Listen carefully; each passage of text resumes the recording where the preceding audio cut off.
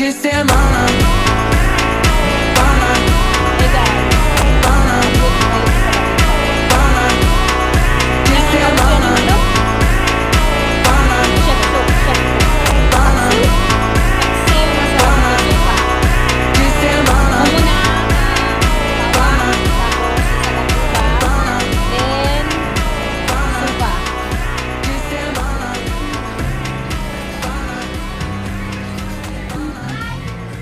Okay, takpan natin hanggang kumulo.